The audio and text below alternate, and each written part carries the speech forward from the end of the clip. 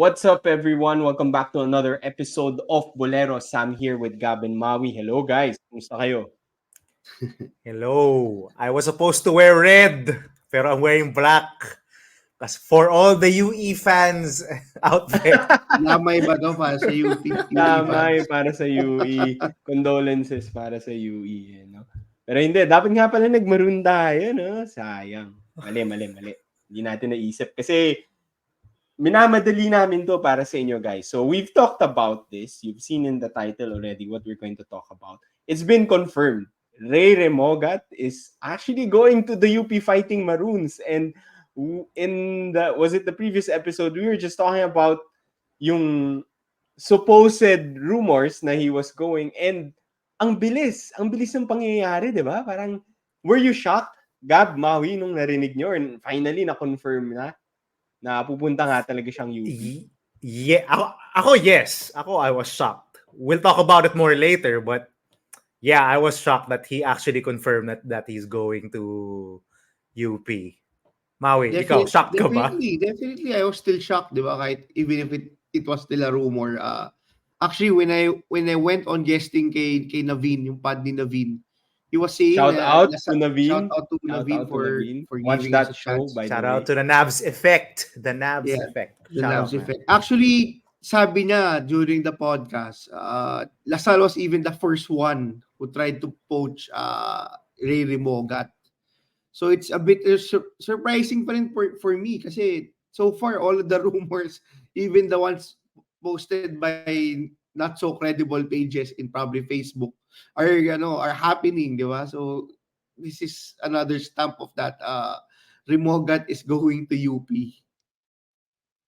Yeah.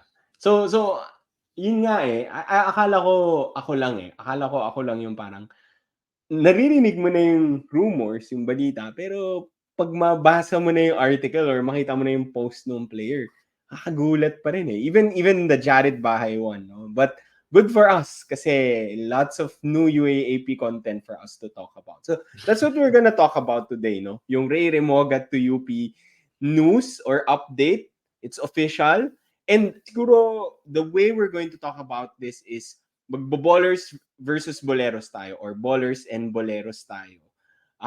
We'll talk about the ballers of this news and the boleros of this news. But before that, I also just wanted to mention a few updates lang from the UAAP also. So I think you mentioned Naveen Maui. I think Naveen mentioned or Sean Kiteves has confirmed that he will be coming back for season 87 for unfinished business. Any quick reactions on that? Well, ako, initial reaction ko is I'm still happy that Sean decided to go back. Anytime we get a veteran back, especially since we have a very young team, Ateneo should be very pleased that he's coming back. I'm just hopeful that much like si Gab, yung pinipreach ni Gab during season 86, he really has to work on his outside shot in his offensive game so that Ateneo doesn't have a disadvantage on the offensive end. I think that's something that he really has to work on. It might even catapult him into a pro career before going into med school. I think that's his plan. But I'm happy that Sean is going back. We lost a few veterans, but at least Sean is still going back. Gab. For me, I'm happy. Sean Kiteves proven to be a good leader for this Ateneo team. He was the most vocal in huddles, in post game huddles. He's always there. In timeouts, he's the most vocal one. So both him and Chris Kuhn are coming back, and I think that's pretty important for Ateneo. Again, sabi nga ni Maui, most of the players for next season are either in their first or second years. Mason Amos, Jared Bahay, supposedly Jared Bahay, Kyle Gamber, LeBron Nieto, and all the other guys. They're so pretty young team, and they will need some leadership. I still think Sean Kiteves' role will be better suited coming off the bench. Something like what Gian Mamuyak did in his first few years in Ateneo. A guy who you put in as a stopper, because as a starting the starting shooting guard, he kind of medyo mahirap i-overcome yung lack of offense niya. Diba? We saw it in big games. UP, Adamson, Lasal, NU, they were very happy to just let Sean Ketevis shoot. And they were very happy if the offense was coming from Sean Ketevis. We said it, I think, the first day of the UAAP. If Sean Ketevis is your top scorer, it means your offense is going nowhere because, diba? Because they're just letting him do the offense. No, yun offense to him. He's a great point of attack defender. Probably the best. No, actually not. Probably si Alarcon or si Figueroa ang best point of attack defender. But he's up there. And it will be pretty important. He's weirdly important to Ateneo's defense. The way he defends the perimeter, he disrupts the plays. He's weirdly important. But then again, he gives a lot on the offensive side of the ball. I would like to see him develop the outside shot. And if he can't, I would like to see another player start in his place, actually.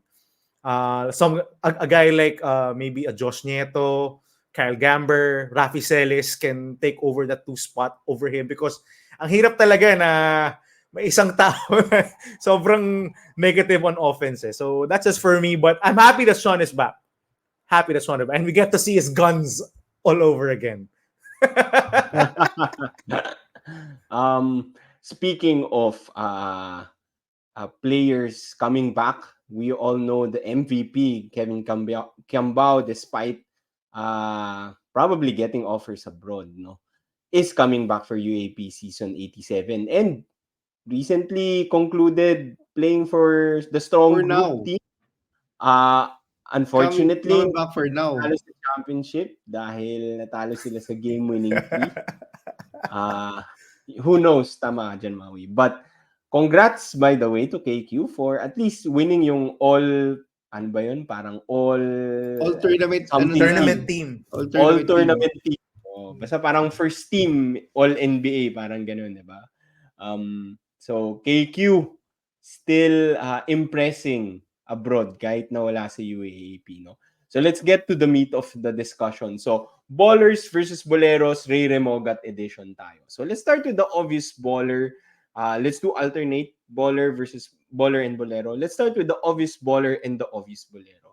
Obvious baller here, UP Fighting Maroons. UP lost out. UP looked like a Bolero last week when Jared Bahay officially confirmed na he was going to... Ang bilis ng turnaround ng UP. Grabe. Oo, diba? That's a good point, diba? So, they lost Jared Bahay, but, may Rey Remogat naman napapalit, diba? Just like before, they lost Carl Tamayo, may Lopez na pumalit, may Francis Lopez na pumalit. So, definitely winner yung UP dito, but how will Rey Remogat help UP coming into season 88 season 88 kasi he's going to take residency for season 87. Let's start with you, Cab.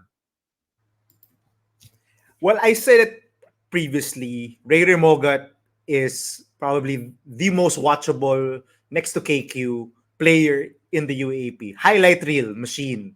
Just watch his long range threes, his no look passes. He's like KQ in a guard's body. You've seen it, and UP fans are gonna love watching him on offense.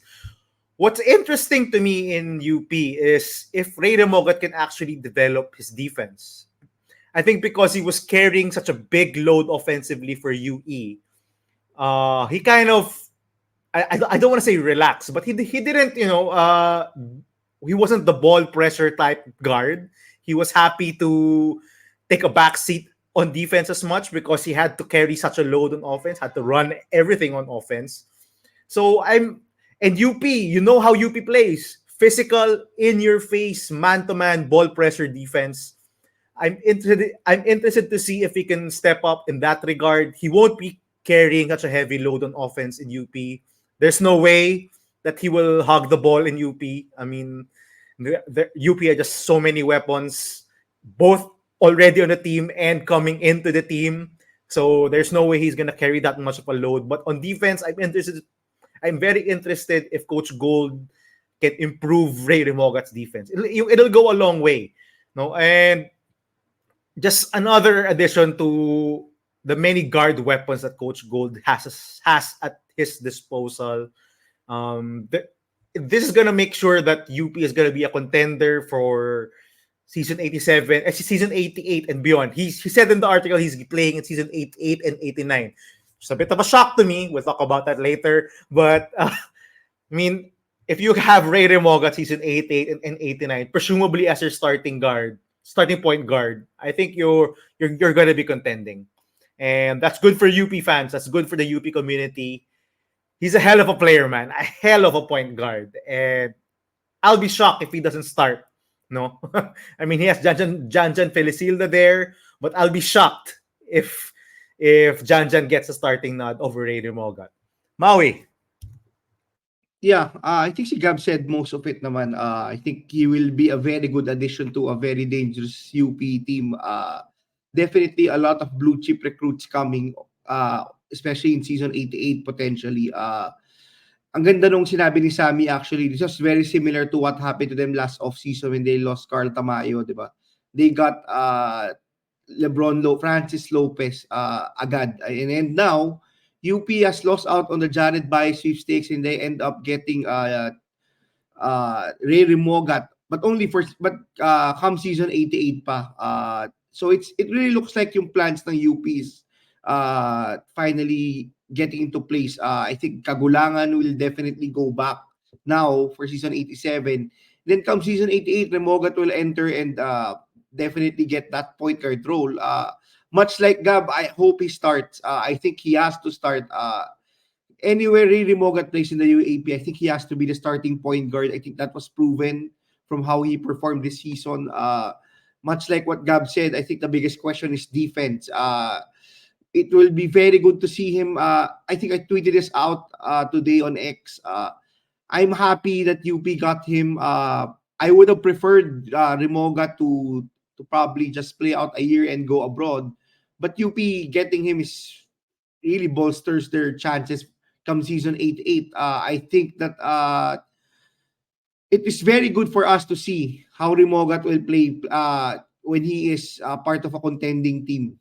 Kasi in UE, he really just had to really score and try to keep you in the game. With UP, it's a different ball game altogether. They're expected to win, not just win the game, but really win the championship for every season. So it would be very interesting to see how Remogat will fare. And I think definitely, hopefully, him having to train with all the good UP guards will be very good also for his development. I think yung biggest drawback lang talaga is that he has to sit out a year, season 87. But I think this is all positive, especially for UP. It's crazy what's happening in the UAP, in my opinion. But UP usually ends up as the one getting the marquee recruit. I think Remogat is bigger than Jared Bahay right now. He's proven, he's a mythical team member, and he was number 2 in the MVP race this season. I think people forget that. So yeah, for UP, all positive, definitely. I'm excited to see him in a UP uniform. It's gonna be exciting. Sam. I just wanted to add something, Sam, Go. before you move on. I'm just imagining right now the pop of the UP crowd when Rey Remogat makes a no-look pass or hits a long-range bomb from near half court. I can just imagine, and I'm scared. They're gonna go crazy over this guy. The other point I wanted to make, I mentioned his defense a while ago. I wonder if he gets to play a lot of minutes because in UE he wasn't really that much of a defender, and Coach Goldhack kind of has a short leash if you make mistakes on defense. I do remember some defensive mistakes by Torculas and Belmonte, especially in the final stretch of the season. Din. Yes, and Chico Briones, diba? They were pulled quickly. I mean, despite producing on offense, you make a couple, 1 or 2 mistakes on defense, you're getting pulled. Coach Gold and Coach Tom Chua have a very short leash when it comes to defense. You have to be very disciplined on defense. You have to give an effort. You have to make really smart decisions on defense. So that's where I'm both kinakabahan, both I'm expecting a lot from Rey Remogat to get into that UP system defense, and I hope he does. Because it's gonna lead to a lot more minutes if we can cope on the defensive end. Sammy. I think for me, continuity talaga, 'di ba? Yun yung pinaka-important because we're all assuming that JD Kagulangan is playing in season 87. He's healthy, he's good to go, and he's going to play. If that happens, to your point, guys, UP will contend. Guaranteed season 87, 88, 89 with a point guard like JD this season and then with a point guard like Remogat coming in. I think yun yung pinaka-crucial. Kasi we also what happened to Ateneo the minute they lost their starting point guard. It was very difficult for them to bounce up. Obviously, marami ding ibang players na nawala, but it really says a lot kapag wala kang superstar quality point guard. And as you guys mentioned, Rey Remogat was an MVP contender last season. So I think yung continuity na yon and being able to contend for UP was very important or a big thing for them. I am sort of jumping na, but because you guys pointed out the defense of UP, maybe for Remogat, this could also be one of the reasons why he considered going to UP or why it would have been good for him to go to UP. Is to learn yung defense din ng UP and, to really learn under Coach Gold, which I think he mentioned already na parang he's looking forward to learning din from Coach Gold. Or, sorry, si Coach Gold pala yung excited to work with Remogat. But, iba din, di ba? To be able to work under a Coach Gold system where he has done wonders for the players of the team then and si Coach Tom Chua. So, I think that would be helpful for Rey Remogat then in terms of his development because as you mentioned, Gab, he committed to season 89. So, seems like he's committed to playing out his eligibility. So, hopefully he will develop kasi I'm still hoping na he will find a pro career internationally after the UAAP, di ba? So, let's move on to an obvious Bolero, UE. UE, anytime you lose out on your starting point guard, MVP level point guard, it's obviously a huge, huge, huge loss. And kung kailan you're sort of building the bones or the structure of a team, di ba? You discovered Rey Remogat in season 85, point guard of your future. Last season, you discovered your FSA or you finally recruited a quality FSA, MVP contender, Rookie of the Year contender FSA, si Precious Momoway. You got quality recruits, Cruz Dumonts, joining your team, and then you lose out on your star point guard, Maui. Ano sa tingin mo? What will happen? What will happen to UE? Is there a way for UE to bounce back? How do they bounce back from this? Yeah, I think this is probably the third straight off season or maybe the second straight off season that UP is a Bolero. I think yung off-court dramas nila from last season. UE. Sorry, UE is a Bolero. I think this is just their third straight off-season losing key, guys. Potential players who have a lot of potential. Shout out to our one of our listeners from the previous episode. I think it pointed this out in season 84. They lost Clint Echamis. In season 85, they lost Paranada and Stevens. And now in season 86, they lose Rey Remogat. So that's essentially the MVP of the NCAA, the number two player, number two in the MVP race for the UAAP in 3 off seasons and 2 quality players. Paranada was a very exciting and probably the lead guard nung season 85. And si Gani Stevens, everyone's hyping up about him. I think he was a very important player for them nung season 85 when they did not have an FSA. I think he has also been performing very well for UP sa Pinoy Liga. He trimmed down a lot. So, this is crazy. I think yung initial reaction ko to this news with regards to UE is how do they continue to lose these players and how can they continue to hold on to these players? the UAA, I think yung one of our key concerns, especially with all these player movements from UAAP team to another UAAP team, is yung parity ng league. I think it really took a big shot with Remogat deciding to forego yung eligibility niya with UE and go to UP. Is this now a common thing in the UAAP? We've seen Baclaan first move to Lasal, and now we're seeing Remogat go to UP. They are top players in their position without a doubt. Probably the most important player for both teams, di ba? Si Baclaan and si Remogat. So I think my biggest reaction to this is this gonna be a common occurrence in the UAAP? Will we see a lot more players transfer teams? Will we, kasi historically speaking, we've seen players transfer, but most of the players that transfer are players that don't get the opportunity that they think they deserve, di ba? We haven't seen a lot of players who transfer when they have a ton of usage, when they're the key guys, when they're an MVP candidate. Probably include Padrigao in the list, but Padrigao had different issues altogether with Ateneo. Another Bolero off season for UE. I don't know how they can bounce back from this. It was supposedly all the way up, nowhere to go but up for UE with how Remogat and Momoe performed in season 86 and how they can become one of the top tandems in the UAAP. Now they're left with Momoe, and we don't know how they can compensate losing Remogat for come season 87. Gab. Well, you've said most of it, Maui. I just wanted to add, it's not as rare of an occurrence where a star transfers to another UAP school. I mean, we've had guys like Richie Rivero, CJ Cancino, Renz Abando, Mark Nonoy. But these were, again, Fortsky.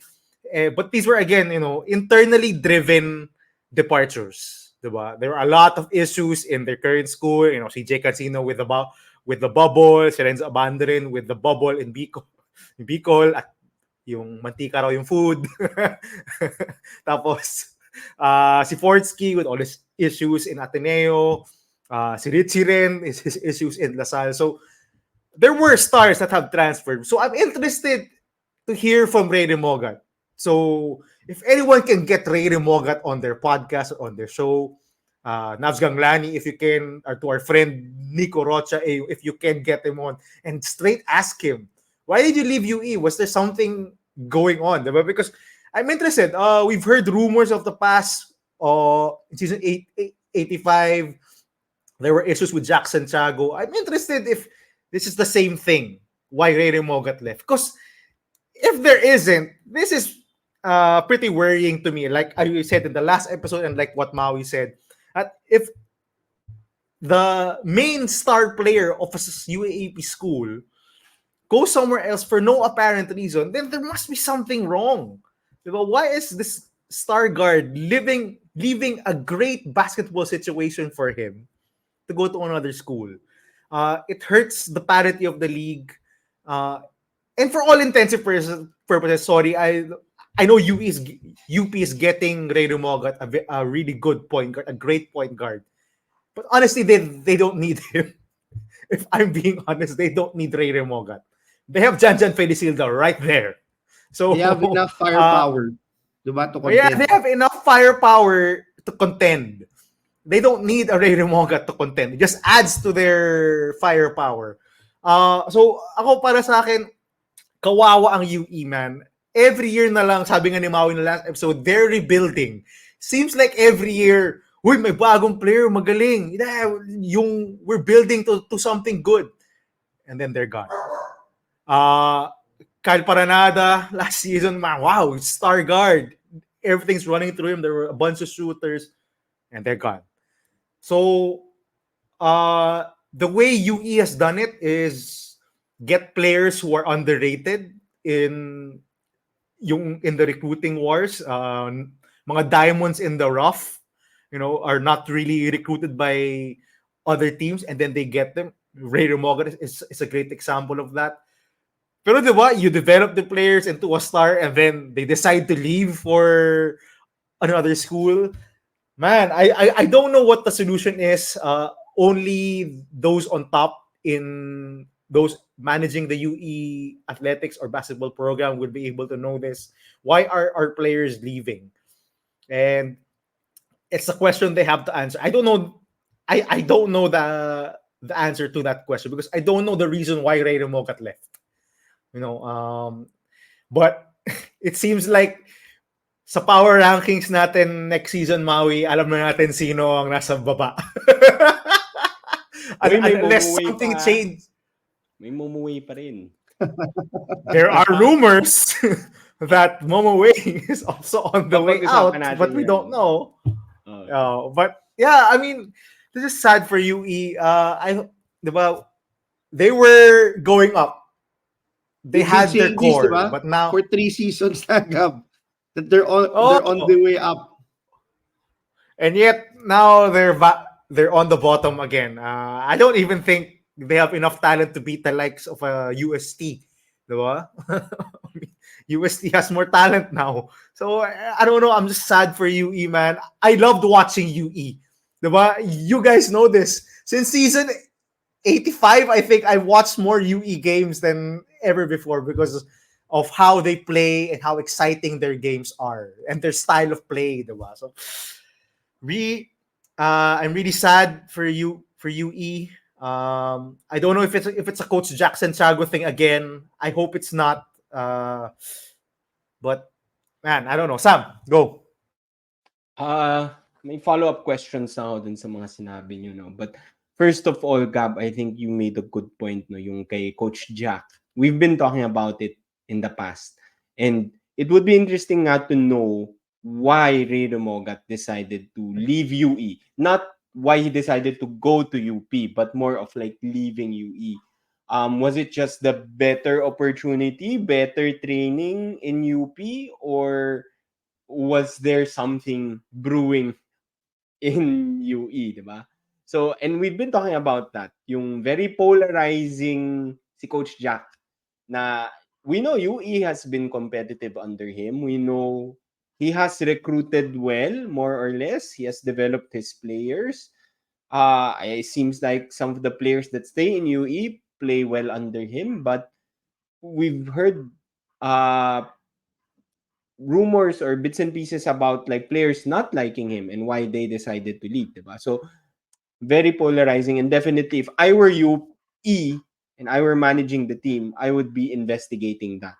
Well, before, okay, Rey Remogat, we're happy that you're going to UP, but exit interview muna tayo. I just wanna better understand your experience here in UE. Maybe look into that. Follow-up question lang dun sa sinabi nyo about like Remogat going to UP din, and sabi nyo, technically they don't need Remogat, although obviously he's the best point guard among probably the guards that he will be playing with in season 88. So for now sa UP, ako ang iniisip ko din, obviously this Remogat recruitment probably was also an answer to Jared Bahay decommitting to UP, diba? So, do you think if Bahay did not decommit to UP, would UP have still pushed for Remogat? Ako, definitely not. I don't think that they would have Hindi, even. no? I don't think that they would have gone for Remogat. I think they would have been perfectly happy with Bahay. But who knows, di ba? We all know that they stack their layers and layers and layers of top players. So maybe they would have tried Remogat, but probably not.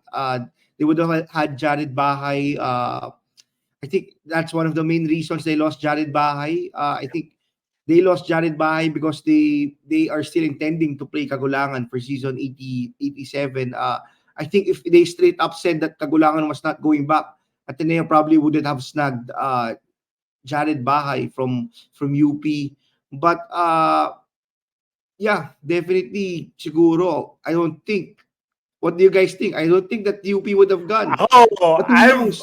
I'm differing, very different opinion. No, I think they would have still taken Remogat. I don't think But, so. bro, I don't think so. history has proven that this UP team will just stack keep on stacking as up. much we'll just keep on stacking up on talent. Felicilda and Torres are prime examples of that. I think that's very much true. Diba? Yeah. They didn't need Felicilda and Torres, but they still recruited Felicilda and Torres from NU. That's true. They didn't need Gagate and Pablo when they already secured Alter, and they still recruited Gagate and Pablo. So, ako very different. I think even if Jared Bahay stayed in UP, I think they would have. Or Rey Remogat's a better talent. You said it yourself, Maui. Rey Remogat's a better talent. We're getting Rey Remogat. Right now, Diba? right now, baka yung mga Ateneo diba? listeners namin will burn me to the ground. Hindi. No. It's very true, Maui. Right now, I think you'd rather have Rey Remogat over Jared Bahay. Diba? He's a more proven. He's a mythical 5 team member. Sure thing na eh. But diba? He's a sure thing. Mm-hmm.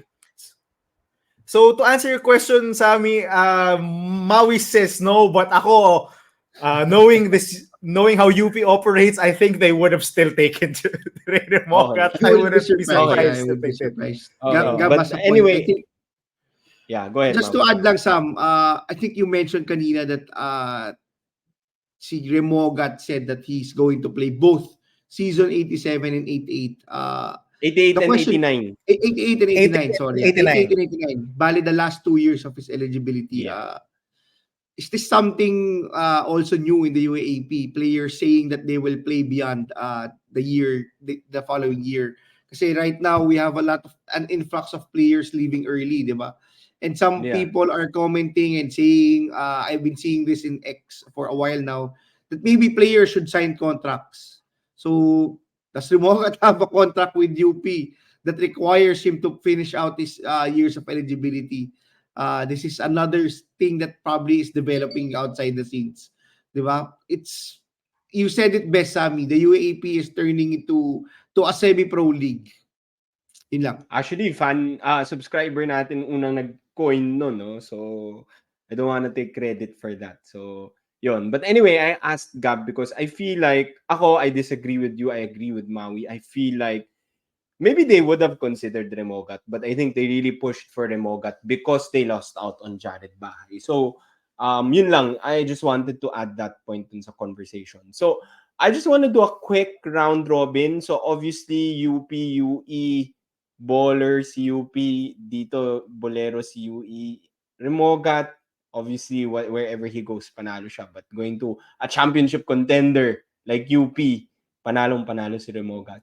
I'm curious, meron pa ba kayong mga naiisip na ibang ballers or boleros because of this Rey Remogat news? Let's start with the ballers. Gab, meron ka bang sinong other baller mo from the Rey Remogat news? Actually, man, wala na ako maisip na ibang baller. Like, I guess the imminent replacement for Rey Remogat is gonna be a baller because he's gonna be put into a more higher usage role. I think it's gonna be Gerard Wilson from last season. No, yeah, probably he's gonna be he showed glimpses that he can score. He can run an offense. Maybe he's the baller. But outside of him, we saw that Jackson Chago had to play Rey Remogat almost nearly the entire game when Gerard Wilson was injured because they had no other playmaking present. Capable playmakers present in their lineup. Cruz Dumont is more of a shooter. He runs pick and roll sometimes, but he's not really that efficient at it. So it was just Rey Remogat. And siguro, if I were to pick a baller, see Gerard Wilson. I mean, if he's still there, he's gonna get a ton of usage. He's gonna put up a lot of numbers. Although I do want to disagree with you there, Sam. I know sinasabi mo Rey Remogat is a baller or panalo sa anywhere he goes. I kind of disagree. And I think, Maui, we mentioned this last time. He's going to a team where he won't get guaranteed the same amount of minutes. Yep. He won't get the same amount of numbers. He won't get the same amount of touches because there are just so many weapons on this UP team. And he's losing a year of eligibility, and he said he's finishing out his final 2 years of eligibility in the UAAP. I don't think that's necessarily I wouldn't count that as a baller, because once he stops playing in the UAAP, he will be what, 24, Matanda 25 na years siya. old. Yeah. He will be very old already, and he could have spent that, applying or trying out or maybe signing a deal with a pro team, especially in the trend now. Mix Oxon can get the contract in the KBL. I think people would look at Rey Remogat and say, wow, this is a better player. He could get a contract right away right now. I think that's not I far-fetched. agree. So, I agree. diba? So, ako, Sammy, I'm sorry, Good but I have point, good to point. disagree with you. I don't think yung Rey Remogat is a straight-up baller. I think he He's could not become... a clear baller, yon. Ako I nga, I get would what you're trying say, to say. yeah, actually, I would say I would pick him both as a baller and bolero. Ay, I Bolero. understand naman that he's still a baller for getting the bag early also. I'm sure he got the bag going to UP, and playing at a team, in a team like UP, you're instantly a celebrity in the Philippines. I'm sure UP is the number one fan base, I would say, right now in the UAAP. Iba yung fan base ng UP, and everyone will know Rey Remogat. But I have to agree with Gab. Losing out on that year of eligibility and sitting out when when you're starting to peak and you have all the momentum in the world, potentially even leaving early and going abroad or even applying for the PBA draft. Anything could have been an option. Even si Naveen mentioned na baka MPBL ang offers, I think, if I remember it correctly. But him deciding to go this route would essentially mean that when he graduates and ends his UAP career, he should be very seasoned. He should be better or even at par with what Evan Nelly has accomplished. Even a lot of people are saying that Evan Nelly overstayed in college and peaked early naman, di ba? So did Remogat peak early for his UAP career? Is the best yet to come, or has the best already happened? So I would say that definitely he's probably both a baller in some aspects and a bolero in other aspects, similar to what Gabas mentioned. Yeah, that's a good point. That's a good point. Okay, sige, let's talk about another baller. Maui, baka to give you more time to think about it. Ako meron akong baller para sa inyo. Alam nyo sino baller dito? We've talked about Coach Jack Santiago. Medyo could be definitely a bolero here. Could have been the reason why Remogat left. We don't know. Pero para sa akin, alam mo sino yung baller dito? Si Coach Bo Perasol.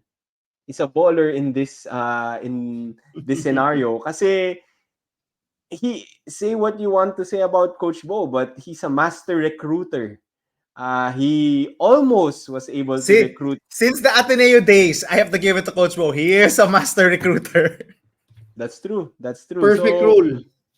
di ba? Oo nga eh. I mean, we give him a lot of crap when he was a coach in Ateneo, give him a hard time. Pero he has really built this UP team to be stacked every year. He almost got Jared Bahay, but when he didn't, a week later, a week after Jared Bahay announces na he's going to Ateneo, the UP announces they're getting Rey Remogat, probably the best point guard or one of the best point guards from the last season, di ba? So, Coach Bo Perasol, saludo ako sa iyo with your recruiting powers and non-stop recruitment. I don't know how he does it, but you have to, ever since Coach Bo joined the UP team, whether he was a coach or ngayong parang team manager or president or whatever na lang siya, he has done really well in the recruitment. Most of the time nananalo siya. Pag iniisip ko siya in NBA terms, I don't know, parang ano ba, Miami Heat or Danny Ainge, Pat Riley or Danny Ainge, yung magaling manghatak ng mga players eh, di ba? So, for me, underrated winner sa akin, Coach Bo Perasol. Maui, meron ka bang baller for you before we go to the Boleros? We end with the Yeah. Bolero. Actually, I think I mentioned na si Rey Remogat talaga inisip ko. But yeah, very good pick, Sam. I would say si Bo Perasol. We give all the credit to the coaching staff. We give all the credit to the players. Sila Coach Gold and all the players that's been playing for UP. But I think Coach Bo deserves the same credit. He has done a masterful job building this UP culture, building this UP team. It all started with him. Diba? It all started with Coach Bo decided to coach UP. They really started yung ascension nila. And I think people should really give praises also to Coach Bo. It's just not the personnel you put. It's the one also creating. It's the one also building that culture, that team. Coach Bo deserves all the credit for all the moves that he has made since he decided to coach UP. Sam. Okay. Sige, let's move on to Boleros. O Gab, baka meron ka namang Bolero na madadagdag. Other than, Remogat could be a Bolero also.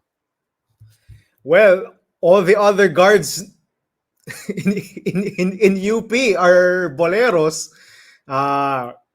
Isa-isahin ko ba sila? You mentioned Sige. din last time, di ba? Na pag-usapan mo. But yeah, go ahead. Isa-isahin ko sila. Janjan Felicilda, I think, is a starting caliber point guard in the UAAP. We saw it in NU. He was a star player there. We saw it last year. When he started games in place of JD, he was awesome. I remember that close game at the end of the first round against FEU. Janjan Felicilda won them that game. So and at times in the finals and even the Final Four, he finished games over JD, which I think was a wrong decision, but he did. So he's very much capable of being the starting point guard. And I think if you're Janjan, and you came from a very good situation in NU, going into UP, initially as JD's backup, I think you would have wanted to take over as a starting point guard eventually. Diba? And now, he started in season 84, so his final year will be in season 88. He will still be a backup. And that's crazy because I think he's really good. And I think you guys think he's really good. I think everyone who's watched Janjan Felicilda will know that this guy is really good. And he's going to be the backup for his whole UAP career. I think he's a clear Bolero. All the other guards behind him, Terence Fortea, again, started in season 84. He'll be riding the bench again season 87, assuming JD comes back. He'll be riding the bench again in season 88 because Remogat will be there. Now you can say he can play shooting guard. Abadjano's there. Alarcon is there. Torres is there. How is he playing? I don't know. Same thing. Cyril Gonzalez. I think next year is probably his last. So he will be riding the bench again. I can mention all the other guards. Chico Briones is technically a big guard, and he will be riding the bench again. Now you can say he's a big guard; he can play as the wing. Yeah, and Jubilia's there, Coronel's there. LA Andres still hasn't suited up, so I don't know how these other guards are gonna get minutes in their UAAP career, not just for next season. Their UAAP career with the addition of another guard with the caliber of a Rey Remogat to their lineup. They're obvious Boleros to me. I mean, if I were them, I'd be thinking, worth it ba magstay pa ako 1 or 2 more seasons just to ride the bench? Okay. So, let me cut you there, Gab. Follow-up question. This is for you, Gab and Maui. Do you think last season, when pumasok yung mga bagong recruits ng UP, we saw a couple of UP players leaving the team and joining, let's say, the NCAA teams, diba? My question now is, you think we'll be seeing a few players from the team last season that will be leaving? Sino sa tingin nyo yung medyo flight risk? Gab, Maui. Marami. Maui, sige, I'll let you go first. I'm sure you could name a few. Do you think meron is the first question? And then if ever, sinus pinaka-flight risk? Yeah, I think any guard in the UP lineup is a flight risk right now.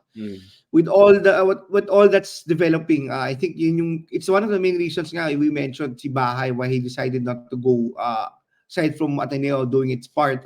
But I think si Gab has been mentioning this all the year round. Yung guards ng UP sila Fortea, si Gonzales are all flight risks. Si Eli Andres didn't even make the lineup. I think siya yung last reserve.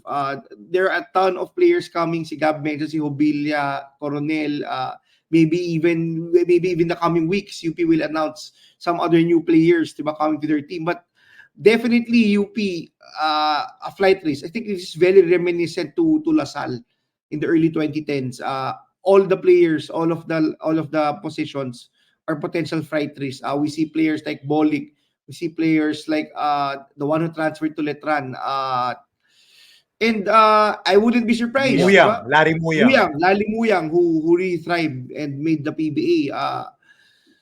So yeah, all positions I think are potential flight risks. JD Kagulangan came from LaSalle.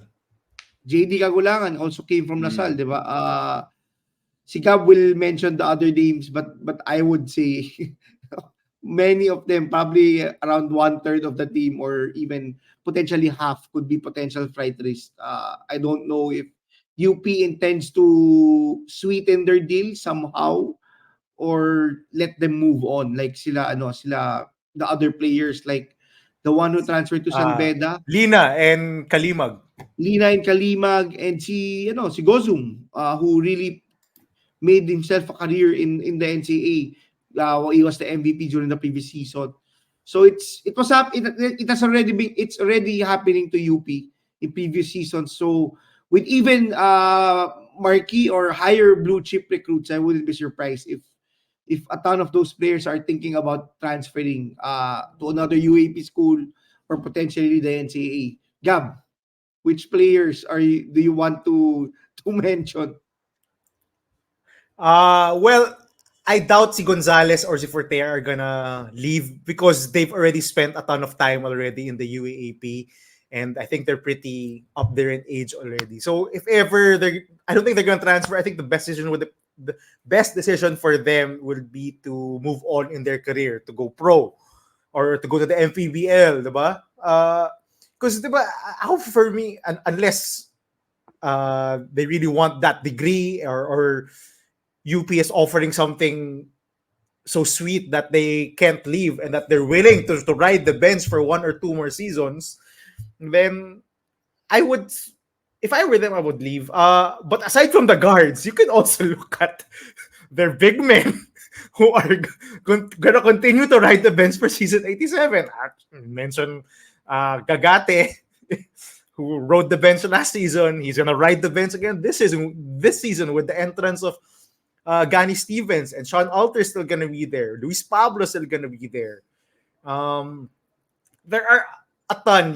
UP has so much talent that they can't keep all of them. They can't keep them all happy because players want to play. You don't want to ride the bench unless you're just happy making it. And none of these, well, I wouldn't say none. Well, actually, none of the players in the UP's lineup, I think, were thinking, "Na I'm just happy to be on a UAP roster." But they were high school stars. Most of them, some of them were blue chip recruits. Yeah, blue chip recruits came from Gila. You played in Gila, so I think they're expecting to play.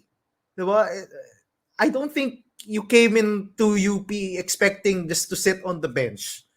With the talent that they have. So, all of those at the end of UP's bench, I think should be thinking about it. Kasi sayang yung years na seasons na they'll spend just playing minimal minutes. Sammy.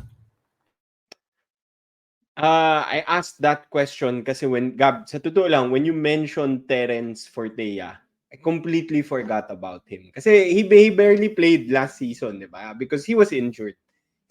And now, Remogat coming in after JD leaves, it's really hard to find playing time for Terence Fortea. And he was such a crucial figure nung nag-championship run sila with sina Carl Tamayo. He played good minutes nung time na yun. He was like scoring at times during certain games, diba? So, napaisip ako parang, nga pala, nandun pa pala si Terence Fortea. Akala ko, nakalimutan ko na siya. So, siya lang yung naisip ko na baka flight risk because from when he started to last season, obviously he was injured.